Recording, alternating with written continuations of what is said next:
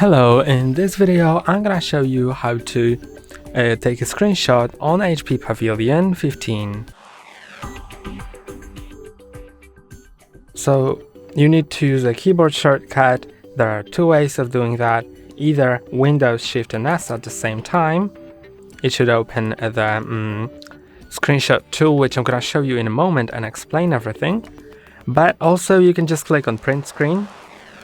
Or if it doesn't work by itself, then you may need to click on FN and print screen at the same time. But it works for me just by clicking on print screen itself. And now let's move to the screen, and I'm gonna show you how to take these screenshots, because there are different options of doing that. So let's click on the print screen button, which is here. Okay.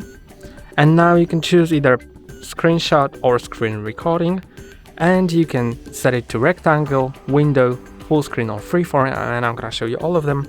So the rectangle one, select that, then draw the rectangle you want to shot, and now it's shot. You can click on the screenshot to edit it. I'm gonna show you that in a moment, but if you don't click on it, it's copied to your clipboard. And it's also automatically saved to the screenshots folder. So let me show you the screenshots folder. You can also just paste it without going there because it's in your clipboard. But let's go to the pictures in File Explorer, then go to screenshots, and it should be somewhere here, as I think, although I cannot see it. No, it's here. Okay. So you can either use it like that, and do anything with it, or you can go anywhere and click on Ctrl V on your keyboard to paste it.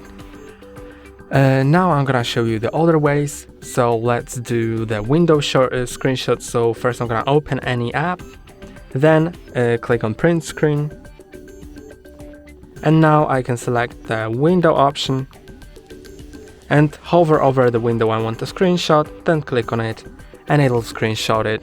Now I'm gonna click on the notification to show you the snipping tool, and here you can do stuff like drawing on the picture, etc.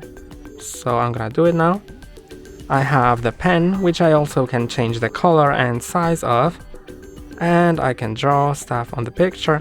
I can also use the highlighter to highlight something, and I can erase it or put any shapes.